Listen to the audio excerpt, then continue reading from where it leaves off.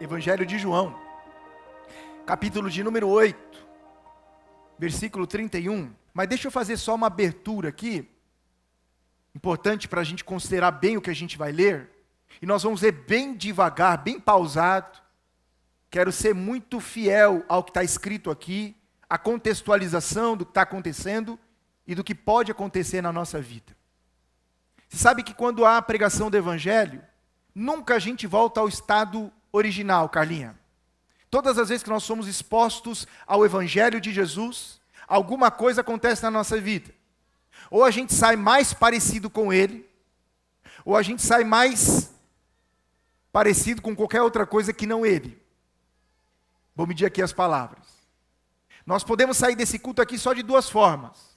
Ou transformados pelo poder daquilo que está sendo dito, e particularmente de quem está sendo dito, palavras de Jesus, ou a gente sai daqui mais incrédulo, a gente sai daqui pior do que entrou. Não há neutralidade nesse aspecto. Depois da exposição do Evangelho, ou a gente sai melhor, ou a gente sai pior. E daqui a pouco eu vou situalizar melhor o que quero dizer com isso. Mas, nessa hora, é importante você saber que eu tenho uma responsabilidade enorme. Enorme.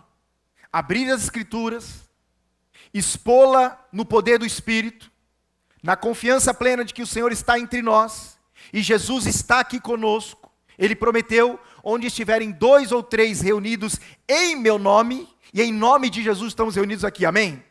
Jesus está nesse lugar, para falar conosco exatamente aquilo que falou no passado está registrado. Então a minha responsabilidade em comunicar, ela é muito grande. Ore por mim, quando você vai ouvindo, ore por mim.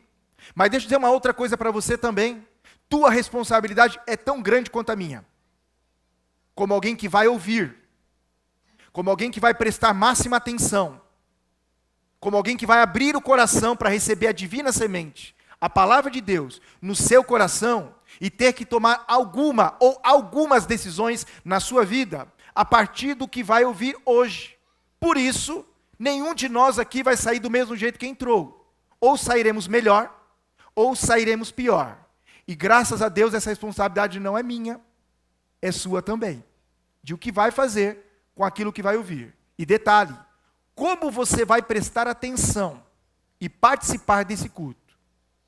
Como você vai dar atenção e participar desse culto, fala muito do que Deus vai fazer na tua vida como resposta a uma atitude responsiva do coração de cada um de nós. Ou seja, todos nós aqui temos alguma responsabilidade com o que vai acontecer, com o que vamos ouvir. Mas para um pouquinho para ver, de repente você já conhece o texto. O Eliel, na abertura dessa série chamada Liberdade, falou conosco sobre uma pergunta, e a pergunta foi: eu me basto? E discorreu sobre isso, falando sobre a necessidade de passarmos por um processo que no grego chama-se metanoia. Metanoia significa mudança de mente e coração. Expôs brilhantemente, com graça, esse assunto e saímos daqui muito abençoados. Quantos estiveram aqui semana passada? Foi uma tremenda bênção o que ouvimos aqui.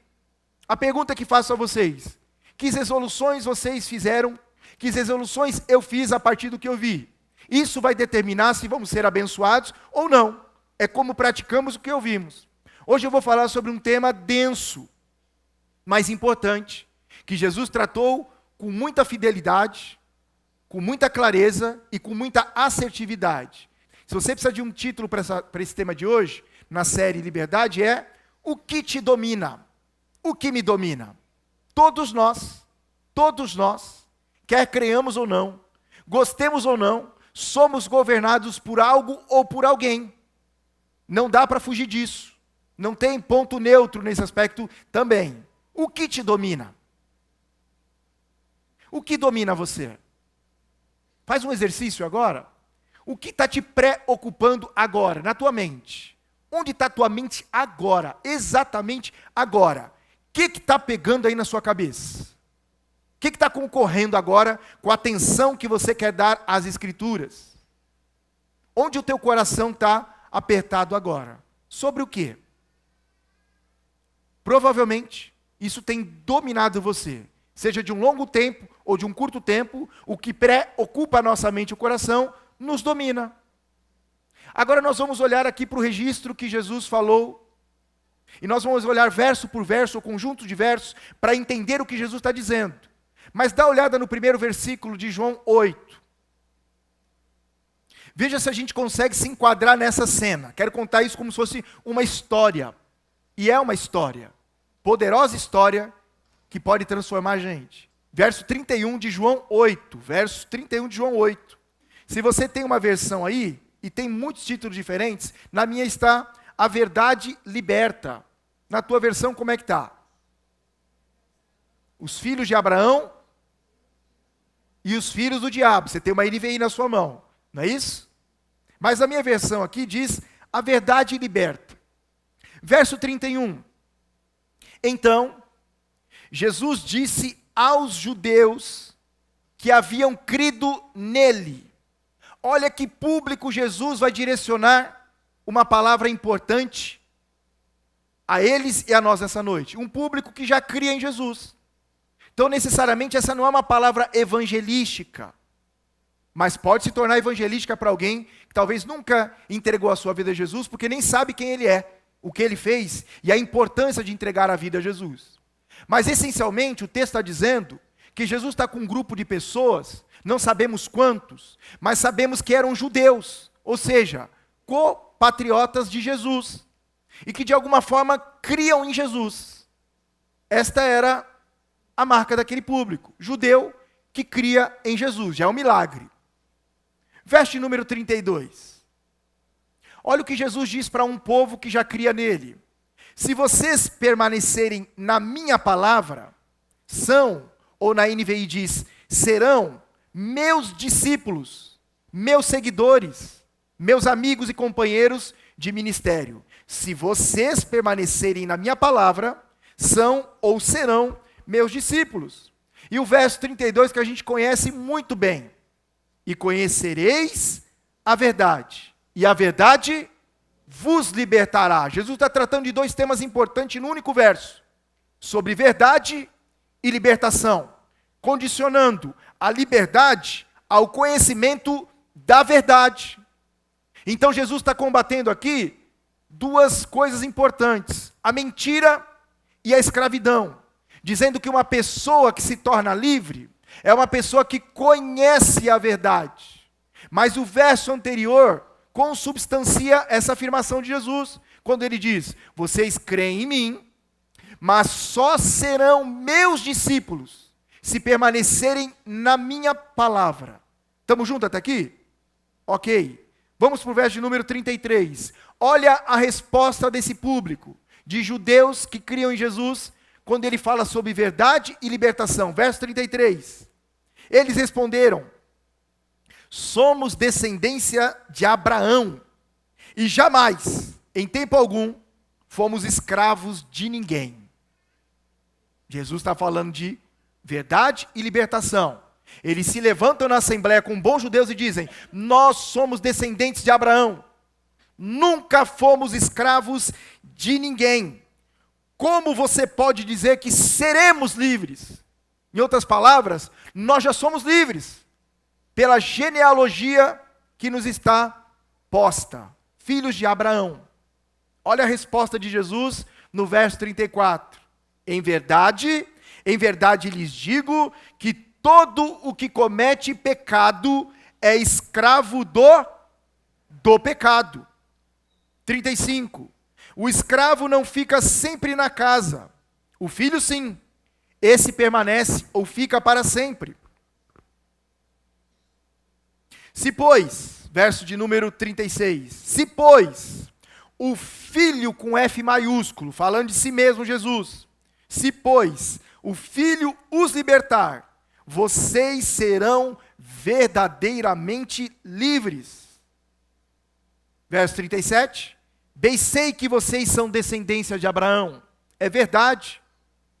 Por genealogia, de fato vocês são filhos de Abraão, está dizendo Jesus. No entanto, estão querendo me matar, porque a minha palavra não está em vocês. Verso 31 diz que eram judeus que criam em Jesus. Verso 2, Jesus condiciona o fato deles serem mais do que crentes em Jesus, mas discípulos de Jesus, se permanecerem na palavra. Fala de libertação, fala de verdade. E agora Jesus está reforçando, Bem sei que vocês são descendência de Abraão. No entanto, estão querendo me matar porque a minha palavra não está em vocês. Sabiam que é possível você crer em Jesus, mas não ser de Jesus? É possível você dizer, eu creio em Jesus, ou eu acredito em Jesus, que é o verbo mais pobre da língua portuguesa que a gente pode utilizar sobre crer. Porque crer, no original em que foi escrito, significa caminhar junto. Ou seja, quando foi escrito a palavra crer no original, ela levava em consideração que alguém que crê está junto. Alguém que crê participa. Alguém que crê caminha na mesma direção. Mas no nosso português tem o acreditar. Ou no inglês, I believe. Eu creio. Ele está dizendo, a minha palavra não está em vocês. Verso 38. Eu falo das coisas que vi junto de meu Pai. Vocês, porém, fazem o que ouviram do pai de vocês. Para um pouquinho. Eles acabaram de afirmar no verso 39 que são filhos de quem? De Abraão. Jesus diz, de fato, vocês são descendência de Abraão. É diferente ser filho e descendência. De fato, vocês são descendência de Abraão. Mas vocês não são como Abraão. Vocês querem me matar, porque lhes digo a verdade, e a minha palavra não está em vocês. Agora, no verso, então, final de número 39, ou 38, Jesus diz, eu falo das coisas que vi do meu Pai, vocês, porém, fazem o que ouviram do pai de vocês. Verso 39, então lhe disseram, nosso pai é Abraão. É uma exclamação. O que indica aqui que eles estão ficando muito bravos com o assunto. Primeiro, Jesus diz que eles tinham uma condicional para serem discípulos. Era crer e permanecer na palavra. Depois Jesus disse no verso 32 que eles precisavam passar por um processo de conhecer a verdade e serem libertos pela verdade que conheceram. E eles se julgam então que não são escravos de ninguém, vocês viram o texto, não somos escravos de ninguém. Aí Jesus adiciona então dizendo o seguinte, todo que comete pecado é escravo do pecado. Então Jesus confronta frontalmente cada um deles dizendo, vocês são escravos sim de alguma coisa. E a escravidão de vocês é do pecado, no singular. Daqui a pouco mexo nesse assunto. Agora eles respondem, exclamando dizendo, nós somos filhos, nosso pai é Abraão. Mas Jesus respondeu, se vocês fossem filhos de Abraão, fariam as obras que Abraão fez. Quantos aqui têm mais de 30 anos de idade? Lembra daquela expressão, ou daquele ditado popular que dizia assim, filho de peixe, filho de leão, filho de pastor e filho de Deus? O que é? Jesus está dizendo, não, a afirmativa de vocês está muito incorreta. Vocês não são filhos de Abraão, porque vocês não praticam as obras de Abraão. Vocês não se parecem em caráter, moral e ética com Abraão. A fé de vocês não tem nada a ver com Abraão. Parem de dizer que Abraão é o pai de vocês, porque isso é só um ritual litúrgico, é só jargão religioso. Jesus está pondo o dedo na ferida de judeus, que segundo o verso 31, criam nele, parcialmente. Como muita gente nos nossos dias, talvez não nesse auditório, nem agora participando pelo YouTube, mas tem muita gente que tem uma fé muito parcial em Jesus. Uma fé seletiva. Sabe o que é uma fé seletiva? É aquela fé que sai catando, você vai no supermercado assim, e você vai pegando só aquilo que você gosta. Vá com criança. Quantos aqui tem filhos pequenos? Exercite ir no mercado. Eles gostam de ir no hortifruti? Onde tem vegetais, onde tem frutas. Eles gostam de ir naquelas gôndolas onde tem chocolate, bolacha, miojo e tudo que engorda e faz mal para a saúde. Não é assim com nossos filhos? É assim com o adulto também. Vai no mercado, está cheio, o carrinho está cheio. E a maioria das pessoas no mercado levam o que não precisa e o que não é saudável. É assim ou não é? Pastor, na minha casa não é assim. Para de ser mentiroso. É assim, sim. Mas voltando aqui para o assunto, Jesus está pondo o dedo na ferida. Jesus está dizendo, vocês creem em mim, mas a fé de vocês é parcial, é uma fé seletiva. Fé seletiva é aquela que eu pego só o que eu quero da mensagem. Tem promessa? Glória a Deus! Falou que vai dar tudo certo na minha vida, vou casar! As irmãs e os irmãos solteiros ficam em êxtase. Você não tem filhos, quer ter filhos? Profecia de filho no ventre, de fertilidade, recebe com agrado, de prosperidade financeira. Então, irmãos, enche igrejas. Teologia da prosperidade atrai muita gente, porque muitos de nós, na essência, estamos querendo só ser feliz nessa vida. E ser feliz é ter dinheiro no bolso, poder ir e vir para onde eu quiser. Uma fé seletiva. O que eu gostei da mensagem eu pego para mim. O que eu não gostei, e geralmente o que a gente não gosta, é quando mexe na ferida da nossa vida. Mexe na realidade com a qual nós convivemos e vivemos. Na forma que nós estamos fazendo o que estamos fazendo.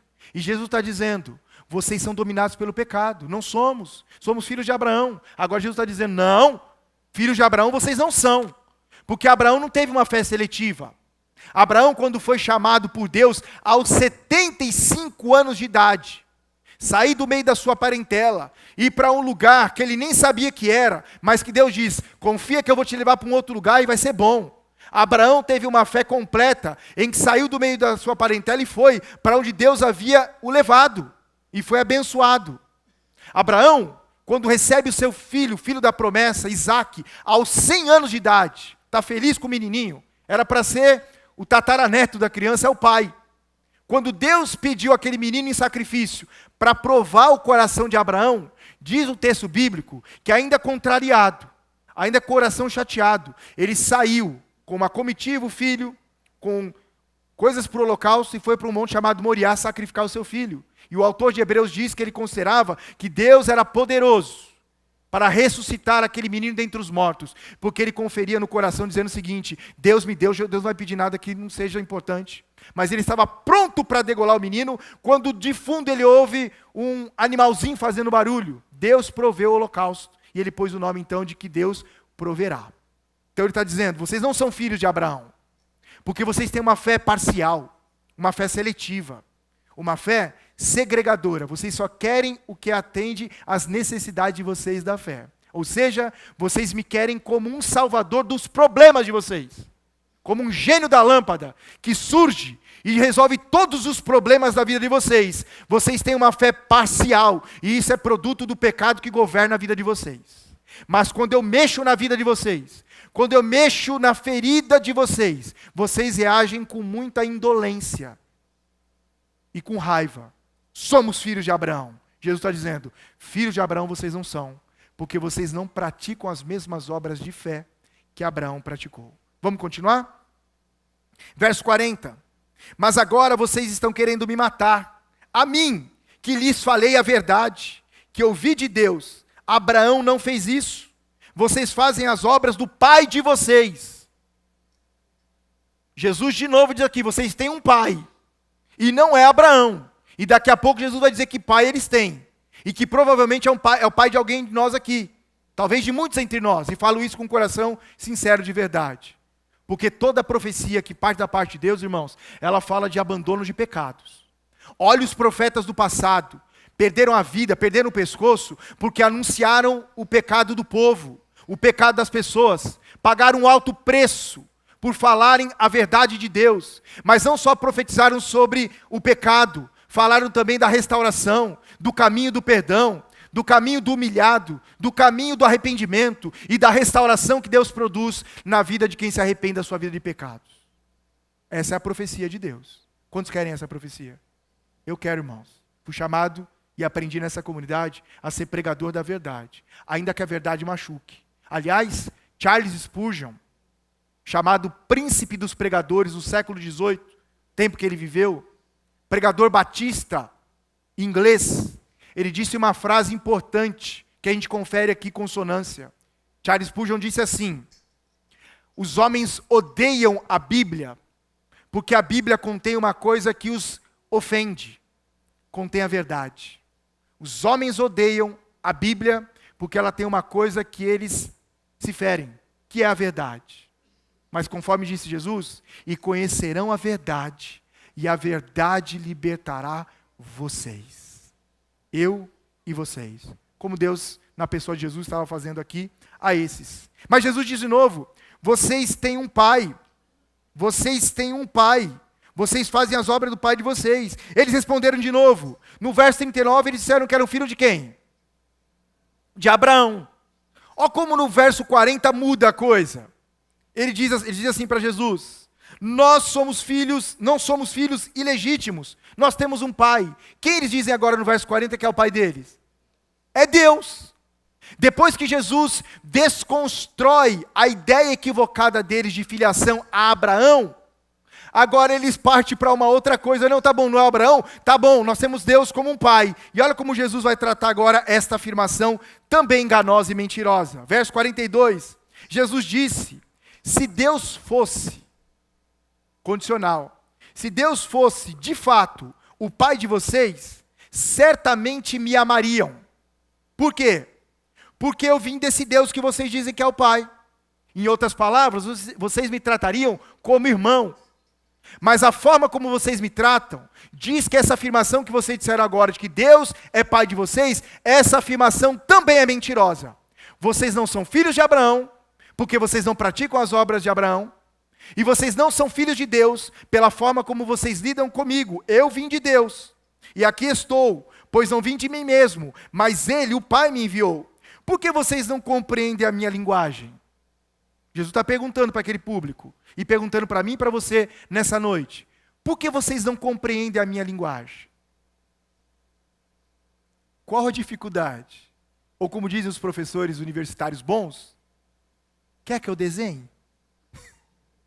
Já viu essa expressão? Por que vocês não compreendem a minha linguagem? Aí Jesus diz o porquê. A pergunta é retórica. É porque vocês são incapazes de ouvir a minha palavra. É porque vocês são incapazes de ouvir a minha palavra. No literal não é verdade, porque eles estavam ouvindo. Ou escutando, porque há uma diferença entre escutar e ouvir. Jesus está dizendo, vocês não me ouvem. Vocês não estão dando a devida atenção porque eu estou dizendo para vocês. Vocês estão fazendo de conta que não é o que eu estou dizendo para vocês. Vocês estão mudando de assunto, do foco do assunto, tentando desvirtuar o assunto de liberdade e de verdade para a questão de filiação. E vocês estão perdendo o argumento. Porque eu acabei de dizer para vocês que é um grande engano. Vocês não são filhos de Abraão, porque não praticam as obras de Abraão. E vocês não são filhos de Deus, porque vocês lidam mal comigo. Porque vocês não entendem a minha linguagem. E porque vocês não têm capacidade de me ouvir. Ou seja, vocês não têm natureza. O problema do ser humano é natureza, não é de ouvido. Não é audição, não é esse aparelho auditivo. Mas vamos continuar. Vocês são do diabo. Ô irmãos, agora Jesus foi direto. Ele tentou duas vezes dizer, olha, eu sei quem é o pai de vocês. Vocês não estão sabendo, ou pelo menos estão dissimulando. Tentaram dizer que é Abraão, não é Abraão. Fechamos isso aqui. Vocês tentaram dizer que é o Deus o Pai, também não é. Eu vou ser claro com vocês. Já disse duas vezes que o pai de vocês está governando vocês. Sabe quem é o pai de vocês? Jesus disse, o pai de vocês é o diabo. Que mensagem boa, irmãos. Imagina Jesus dizendo isso para mim e para você agora, hoje à noite aqui. Vocês estão completamente enganados sobre a filiação de vocês. Chamando Deus Pai de Pai, quando de Pai Ele não tem nada de vocês. Ou dizendo pela tradição religiosa que vocês têm um pai só pela questão de descendência, genealogia, Abraão. Mas eu quero dizer para vocês a verdade, dizendo Jesus, a verdade é que vocês têm sim pai, que não é nem Abraão e nem o meu pai, o Deus criador de todas as coisas. O pai de vocês é o diabo. Foi eu que disse isso, irmãos? Quem disse isso? Jesus. Volta um pouquinho na pergunta retórica.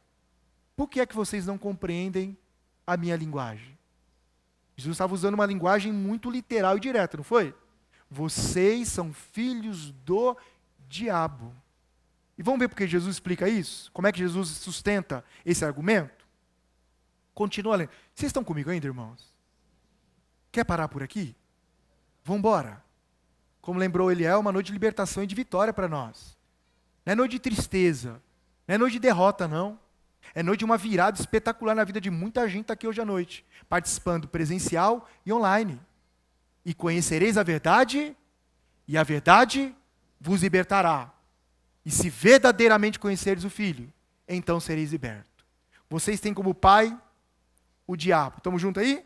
O pai de vocês é o diabo. Verso 44 continua. Ele é o pai de vocês e querem satisfazer os desejos dele. Ele foi assassino desde o princípio e jamais se firmou na verdade, porque nele não há verdade. Quando ele profere mentira, fala do que lhe é próprio, porque é mentiroso. E é pai do quê? Pai da mentira.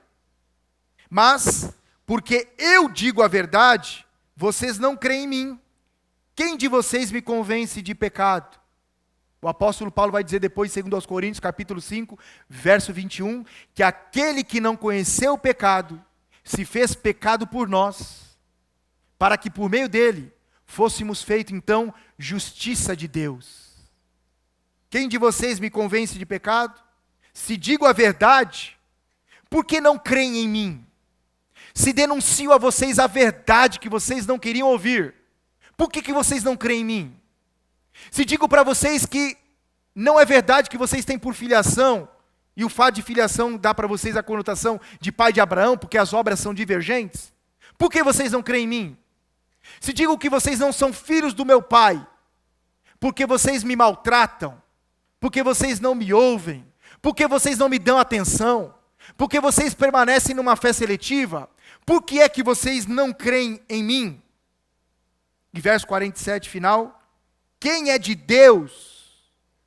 Olha que simples, irmãos, de compreender, não cabe nenhuma interpretação teológica de jeito nenhum, nem teológica, nem sociológica, nem filosófica e nem conceitual. Olha a afirmação de Jesus no verso 47, e em 10 minutinhos encerro com vocês aqui. Quem é de Deus, ouve as palavras de quem? De Deus. Quem disse isso? Jesus. Quem é de Deus, ouve as palavras de Deus. Por isso, vocês não me ouvem, porque vocês não são de Deus. Volta para o verso 31. Com quem Jesus está falando? Então Jesus disse aos judeus que haviam crido nele. Eu ousaria dizer, amigos, amigas, irmãos e irmãs, que Jesus é muito claro e enfático em cada um desses versos. Nós lemos 16 versículos. 16 versículos, eu e você lemos. Jesus é enfático em tudo que ele está falando aqui. Primeiro, em definir bem que público ele está falando. Um público de crentes. Que tipo de crente? Crente seletivo, que só fica com o que gosta na mensagem. O que não gosta, joga na conta da má pregação do pregador. Ou não é o pregador da minha preferência. Porque sabia que tem muita gente que tem preferência para o pregador? Estou dizendo de afinidade, não, que é uma coisa natural. Ter afinidade com um, com o outro, é maravilhoso. Preferência é que é pecado.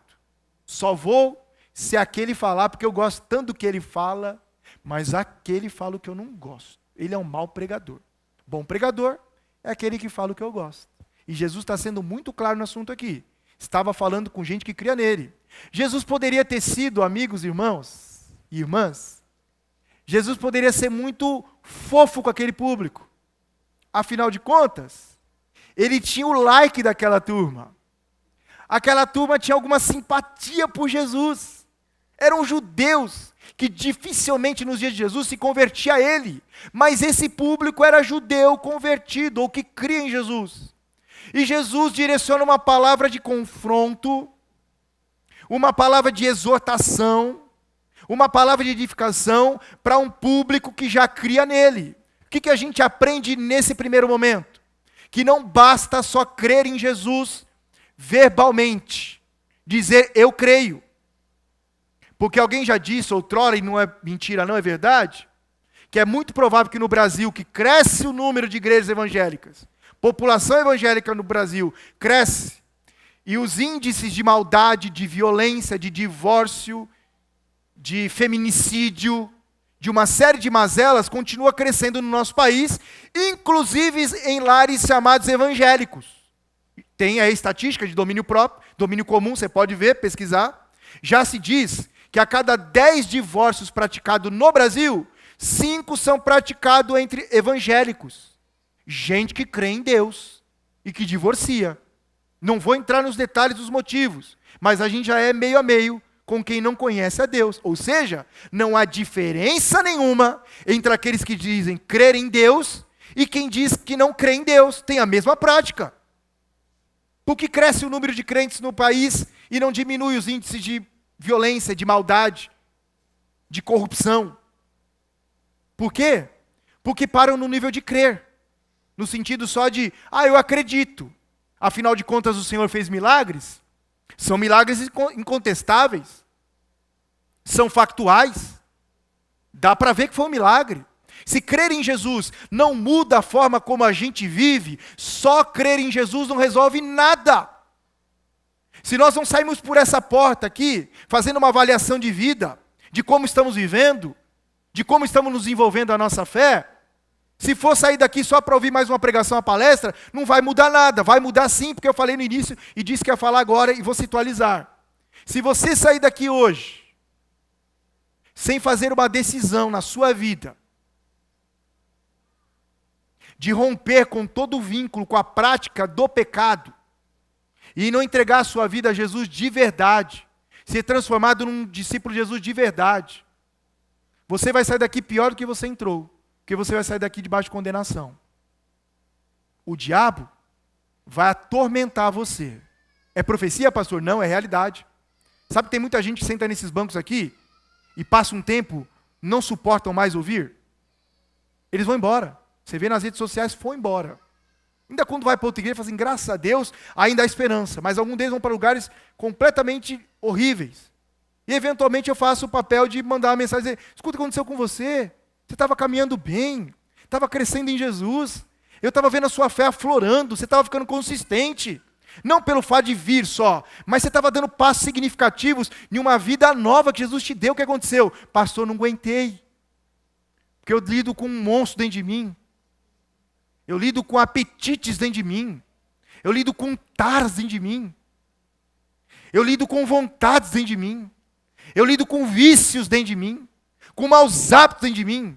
Que eu tentei, pastor, eu me esforcei para romper com aquelas coisas e eu não consegui. Eu digo sempre para as pessoas que me respondem assim, porque é uma resposta comum. Eu falo, filho querido, filha querida, você fez esforço na direção errada. Não era para você se esforçar para libertar de uma coisa que eu e você não temos condições de libertar. Por quê? Porque o pecado é uma lei. Romanos 8:1 e 2 diz assim, mas graças a Deus que em Cristo Jesus, a lei do Espírito e da vida me livrou da lei do pecado e da morte. Não fomos eu e você que nos livramos. Aliás, até uma expressão errada que a gente usa às vezes no nosso vocabulário. Quando eu me converti, ninguém de nós se converteu, irmãos. Isto é obra do Espírito. Isto é obra de Deus. Nossa conversão não pode ser chamada pelo pronome minha conversão. Essa conversão é resultado da bondade de Deus na nossa vida. E essa conversão, ela nos desliga de uma vida antiga para uma vida nova. Na vida antiga, nós éramos escravos do pecado, ainda que na nossa ignorância. Mas um dia ouvimos o Evangelho de Jesus que diz que Ele veio nos libertar do poder do pecado. 1 João capítulo 3, verso 8. João, esse mesmo escritor, escreve outras 3 cartas, além do Apocalipse. No capítulo 1, na primeira epístola que ele escreve, capítulo 3, verso 8, ele diz: todo aquele que vive na prática do pecado é do diabo, porque ele é errante desde o início. Mas para isso se manifestou o Filho de Deus, para destruir as obras do diabo, para destruir o poder do diabo, para destruir essa força escravizadora chamada pecado, que é a única coisa que nos afasta de Deus, a única coisa que intercepta nossas orações. Vou dizer uma coisa para vocês aqui, eu não consigo entender a nossa timidez nos momentos de orações. Eu não consigo entender, definitivamente. Estou aberto se você quiser me explicar. Mas eu tenho para mim que muitos de nós não têm vida de oração no individual e no coletivo porque a gente está comprometido com alguma coisa de pecado. Porque eu já tentei, eu sei por experiência própria, eu já tentei pegar um livro desse aqui, reservar um lugar na minha casa, quando eu era ainda solteiro, quando eu estava ainda nessa luta de tentar me libertar, ao invés de me submeter àquele que pode me libertar, eu ir para um canto para ler essa Bíblia e orar, e pegar assim, abrir a Bíblia e falar para mim, você vai ler a Bíblia? O que você estava vendo no banheiro há 10 minutos antes? E agora com o celular então, amigos, quer saber o que te domina? Vê os conteúdos que você consome no Instagram, quando ninguém está vendo. Tem marido que a mulher não pode acessar o celular de jeito nenhum, tem senha, e a mulher nem sabe a senha. Está escondendo o quê? E se ela olhar o seu navegador do Explorer? Mexe nisso não, pastor. Aí eu fui, deixa eu contar a minha experiência, eu vou falar que estou falando de você, vou falar de mim, posso falar de mim um pouquinho? Eu sei o que é a luta do pecado, irmãos. Aí eu ia para o cantinho lá, seu Francisco, e eu frequentava a igreja, hein? Ouvia os sermões aqui, dava o dízimo, faltava culto nenhum, vinha nos 2, domingo. E vinha de segunda-feira, 3 cultos. E eventualmente vinha no tarde da bênção, quarta-feira, que tinha às 3 horas da tarde, não estava sob a sua direção, pastor Jorge, mas eu estava tão impressionado com Jesus que eu queria estar em todo lugar que a Bíblia era aberta e exposta. Mas aí quando eu ia fazer isso individualmente, irmãos, eu ia assim. Aí o diabo dizia para mim, você vai ler a Bíblia? Ô parceiro, você é dos meus. E a minha mente divagava. Já aconteceu com você não conseguir a Bíblia? Fala, que coisa louca, consigo ler tudo. Somente fofoca na internet, leio tudinho. Mas a Bíblia não consigo ler. Sabe o que é? É o pecado. Sabe por que a gente não tem a vida de oração mais significativa? Porque a gente está, às vezes, comprometido com uma vida de pecados. E não dá para combinar uma vida cristã com uma vida de pecados. Uma hora isso vai romper. Tem muita gente que rompeu e foi embora. Pastor, não consigo vencer. Como venço, então, a lei do pecado? Me submetendo a Jesus. Não tem outro caminho. O caminho é Provérbios 28, 13. Aquele que tenta encobrir os seus pecados não prospera, não caminha, não avança. Mas aquele que tem consciência do pecado, confessa os seus pecados e os abandona, esse alcança a misericórdia de Deus. E milagrosamente, aquilo que era uma lei que nos arrastava, aquilo que era um domínio que a gente não conseguia vencer, milagrosamente uma libertação acontece no nosso coração. Você começa a olhar o que você fazia, aquilo que te escravizava, e você diz assim, eu fazia isso? Era assim que eu vivia? Aí a gente descobre que Jesus tem poder de desfazer as obras do diabo de verdade. Alguma coisa milagrosamente rompe dentro da gente. A gente passa a ter prazer em Deus. Aí sim, a gente pega a Bíblia. Aí sim, a gente vai para um quarto secreto para ter tempo de oração. E o tempo passa. E aquele negócio é gostoso e não é pesado. Tem gente que fica 5 minutos com a Bíblia de manhã, não aguenta. Quer olhar o que aconteceu de madrugada na vida dos outros no Instagram. Não aconteceu nada. Não consegue se concentrar em Deus. Está aqui no meio do culto, não consegue levantar as mãos, não consegue cantar, não consegue orar. Gente, vamos orar! Vamos orar! Devia ser a coisa mais natural para nós cristãos. Tempo de oração. Aliás, deveria ser a grande luta nossa aqui do púlpito, é terminar um tempo de oração. Mas sabe o que acontece? A gente sai do microfone, vira um cri-cri. Sabe barulho de grilo? Por que a gente não tem uma vida significativa de oração, irmãos? Pecado. Jesus está dizendo, vocês creem em mim, mas vocês são governados pelo pecado. E vocês estão debaixo de um engano, o engano de Satanás. Vocês ainda acham que a vida religiosa de vocês e o fato de só crer em mim vai resolver alguma coisa? Não vai. Porque vocês não são filhos de Abraão e vocês não são filhos do meu pai. Vocês são filhos do diabo porque vocês praticam as obras dele. Vocês estão envolvidos com mentira, com fofoca, com conversa tola. Uma disposição para correr para um lugar escondidinho com o celular, para ver alguma coisinha lá e ficar horas e horas e horas. Fala de orar, não tem força. Como vai ter força? Uma vida de pecado. E eu estou só pegando alguns fragmentos, não vou ficar nominando para não empobrecer uma mensagem. Que o Espírito Santo fale com você nessa noite. Que a obra que Jesus quer fazer na minha e na tua vida é libertar a gente poderosamente de todo compromisso com o pecado. Porque a vida de pecados nos traz uma filiação e o nosso pai se torna o diabo. Mas eu duvido que você queira ser. Ninguém conscientemente quer ser filho do diabo. Quer ou não? Quantos aqui querem ser filho do diabo? Ó a pergunta, quantos aqui são filhos do diabo? Quantos aqui são filhos de Deus? Você vê? Alguma coisa aconteceu, não foram todas as mãos que se levantaram. E digo para vocês de verdade, hein? Eu não quero empobrecer a mensagem brincando, sendo jocoso de jeito nenhum. Eu vim aqui nessa noite dizer que alguma coisa domina a gente.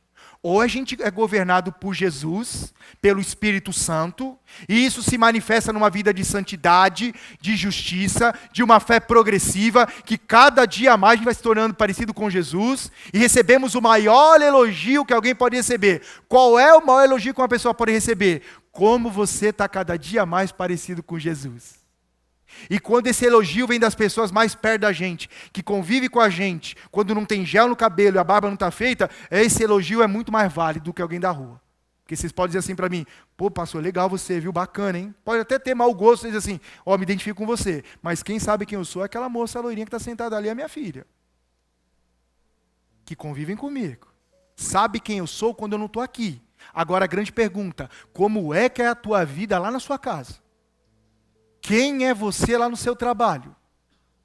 Quem é você nos rolês? Saiba o seguinte, eu estou sempre orando, porque eu sei o que é isso. O que é tentar ter uma vida religiosa e uma vida com Deus, não combinam. Ou nós somos amigos de Deus, ou amigos do mundo. Ou somos governados pelo Espírito Santo, ou somos filhos do diabo governados pelo pecado. Não tem neutralidade. A pergunta é, quem te domina? Quem governa você? Quem é você quando os seus pais não estão olhando? Quem é você quando o seu patrão não está te vendo? Quem é você quando a tua esposa não está de olho? Quando teu marido está de olho? Quando os seus filhos não estão de olho? Quando um líder eclesiástico não está vendo você? Quem é você? Nós somos, de verdade, governados por aquilo que fazemos quando ninguém está nos vendo. Quando você está longe desse ambiente aqui, quem é você? Quais são as conversas que você desenvolve? Que conteúdo você tem consumido? Isso tudo indica para a gente quem é o nosso Pai e quem nos governa. Lembram-se? Jesus tratou aqui do engano. Aquele público cria em Jesus, mas estavam enganados sobre quem era o Pai.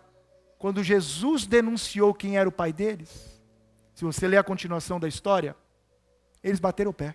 Como dizem os cariocas, meteu o pé.